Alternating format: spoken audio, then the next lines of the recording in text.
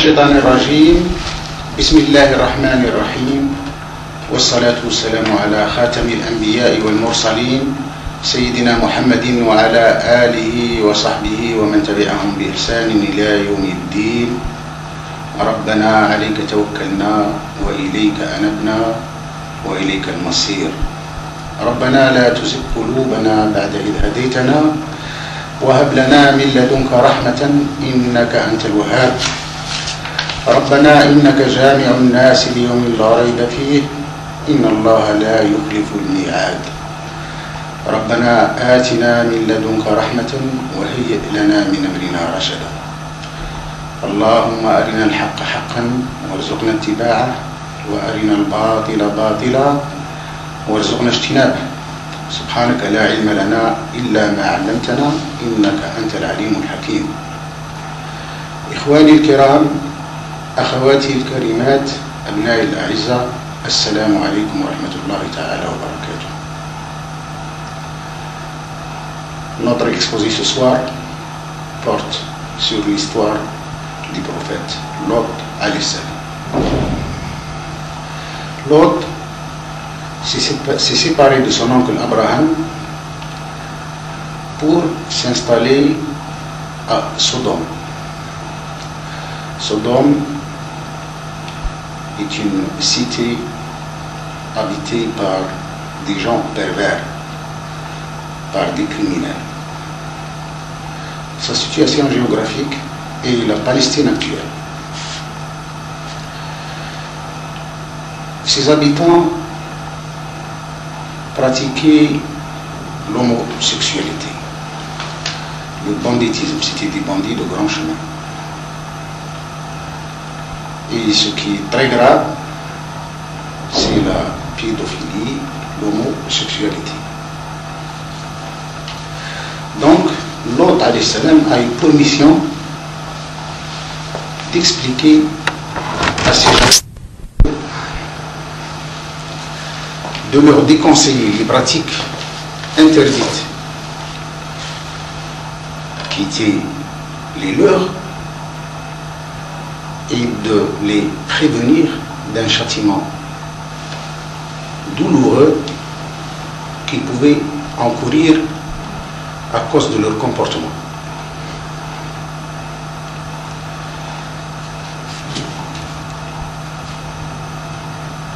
Il leur a expliqué que l'homosexualité est grave. أتاتون الرجال شهوة من دون النساء بل أنتم قوم مسرفون. Dieu ne vous a pas créé pour vous adonner à cette pratique que même les animaux ne la font pas. Vous avez vos femmes et s'il est naturel, n'est-ce pas, d'assouvir ses besoins sexuels, c'est avec les femmes et non pas entre hommes. Malheureusement, ils n'ont pas écouté l'autre. Il a insisté, mais sans succès. Plus grave encore, ils l'ont menacé, ils l'ont défié et ils lui ont dit de rester à sa place, sinon ils l'ont menacé d'éloignement, de bannissement.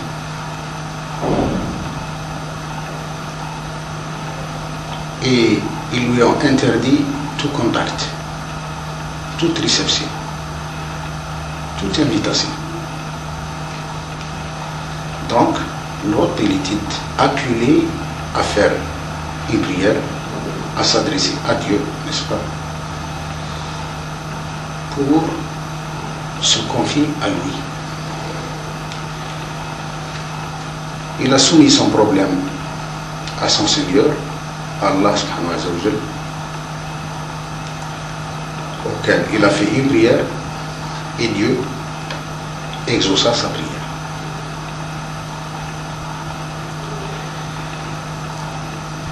Allah subhanahu wa ta'ala envoie 2 anges qui se présentèrent d'abord chez Abraham alayhi salam sous la forme de 2 garçons très élégants, très beaux.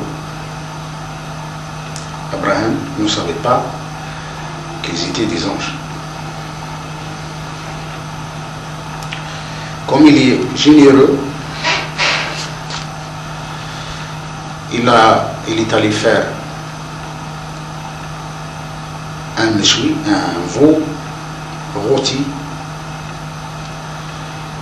et il les a invités. Mais les anges ne mangent pas.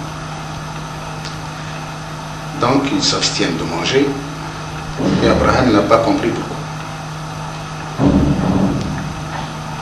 Mangez-en, ils refusèrent de manger. Il s'est dit, mais qu'est-ce qui se passe? À qui j'ai affaire alors? Bon, ils ont fait un sourire pour lui insinuer qu'ils n'étaient pas des hommes comme il entend. Abraham n'a rien compris. À ce moment-là, ils commencèrent à se dévoiler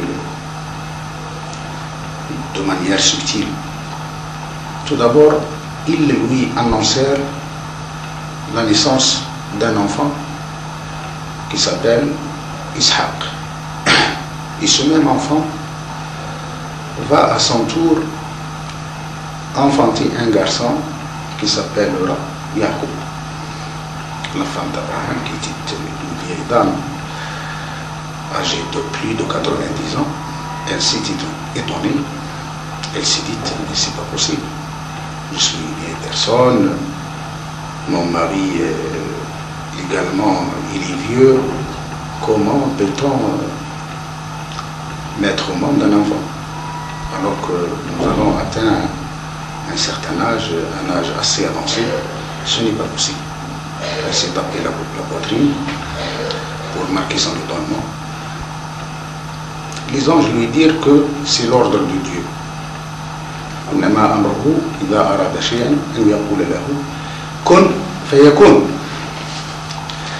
C'est l'ordre de Dieu et qu'il n'y a pas lieu de s'étonner. Abraham a compris qu'ils étaient des anges. Et d'ailleurs, ils lui dirent qu'ils étaient des anges envoyés par le Seigneur. Il a demandé pourquoi, quel était l'objet de leur mission. Ils expliquèrent que leur mission consiste à renverser la cité de Sodome parce que elle est habitée par des criminels, par des gens qui ont mérité le châtiment de Dieu. Abraham, indulgent, proteste. Il s'oppose. À mon avis, dit-il, il faut temporiser. Il faut temporiser. On va essayer de les inviter au repentir.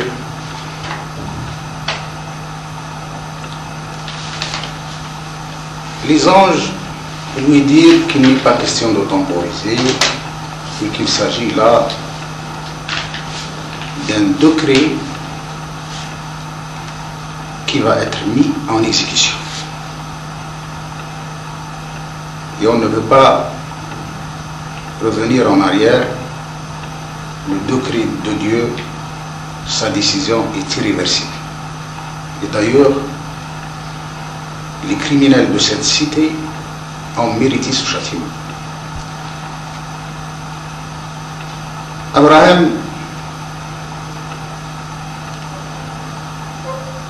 attire leur attention sur le fait que dans cette cité, il y a le prophète Lot alayhi salam et sa famille. Les anges répondirent qu'ils savent mieux que lui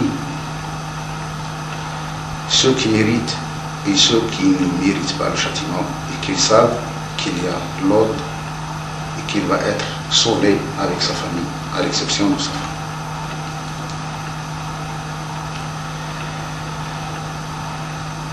Donc, les anges se dirigèrent vers Sodome. Arrivés à Sodome, ils rencontrent la fille de Lot, qui était en train de chercher de l'eau pour la famille.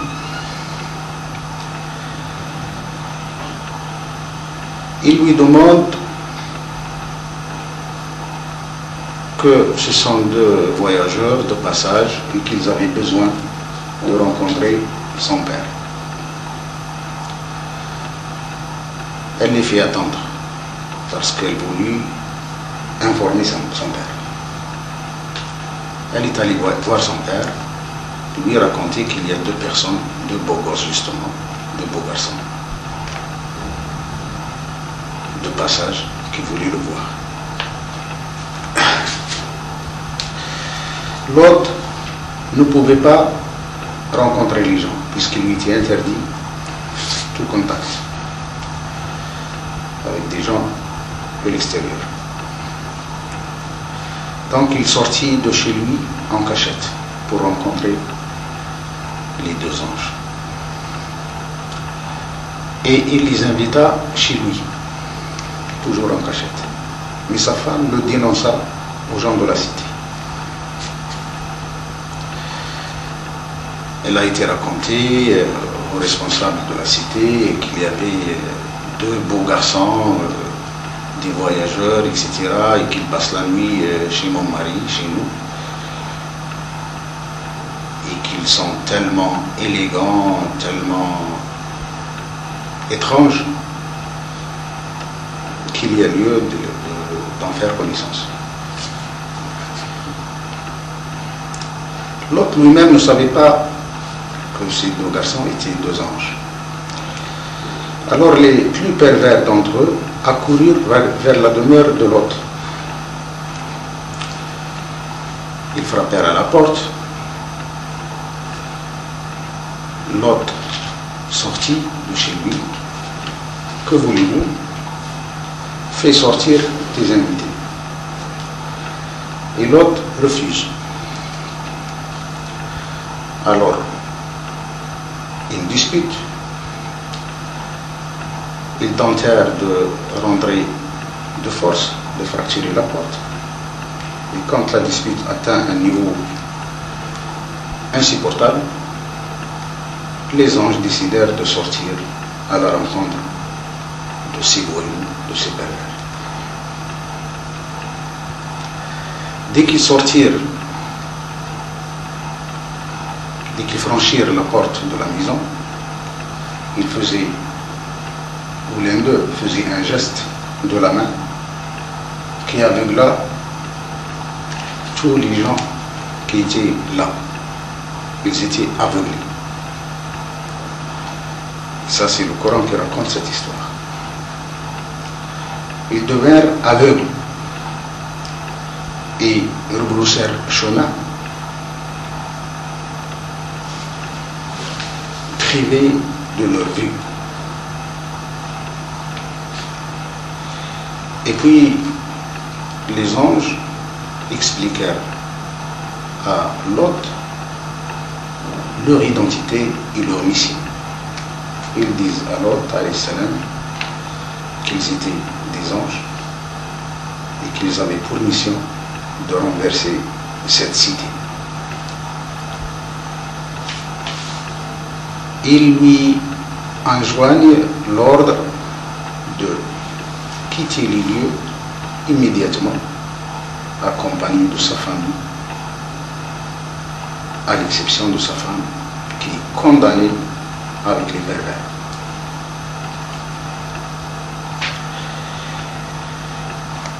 L'autre commence à se préparer, n'est-ce pas, pour prendre le chemin de l'Exode avec les siens.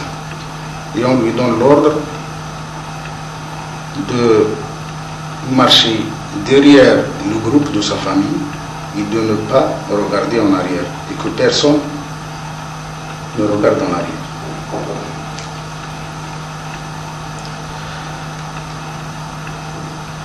Peu de temps après, Lot prend le chemin de l'exode avec sa famille. Sa femme voulut les suivre. Et elle les suivit. Elle se trouvait derrière Lot.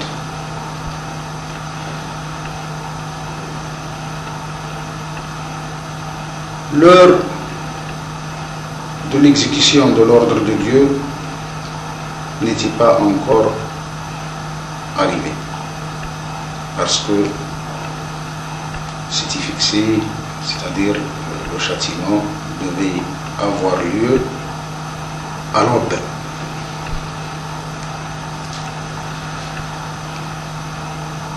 Et dès l'aube, un cri terrifiant saisit les habitants de la cité. Ils étaient tous ébranlés. Et puis un tremblement de terre renverse de fond en comble toute la cité. Et ce n'est pas fini encore. La femme de Lot, qui n'était pas éloignée de son mari, a été, quant à elle, électrocutée, calcinée. Elle a reçu le choc, le même choc que les autres.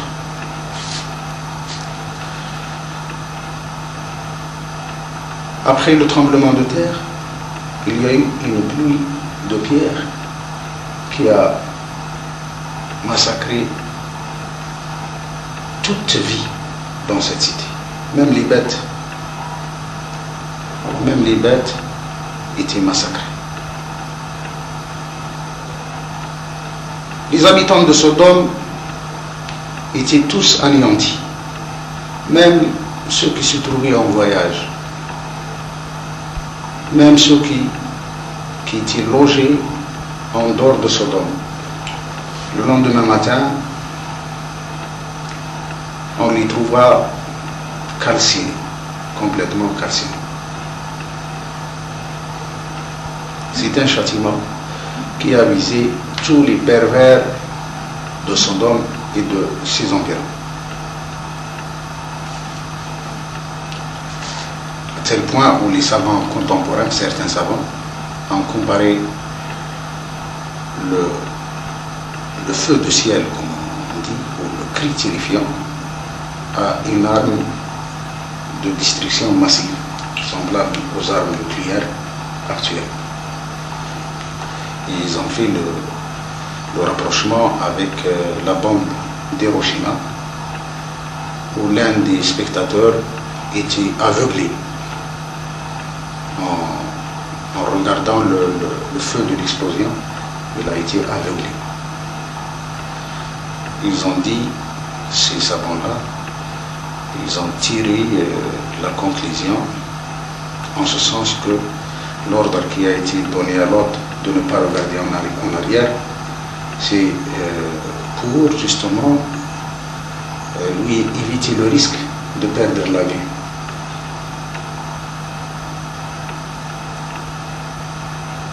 Ça, c'est brièvement l'histoire des prophètes, Lot alayhi salam, et de son peuple, le peuple de Sodome, réputé pour la pratique de l'homosexualité, qui a pris en arabe le nom du prophète Al-Liwat.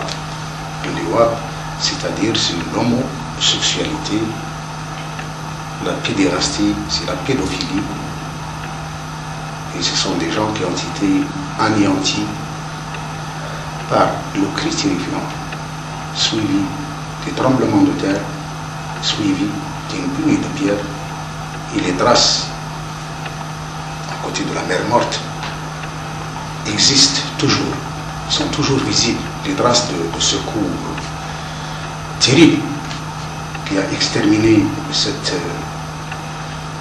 contrée, ce peuple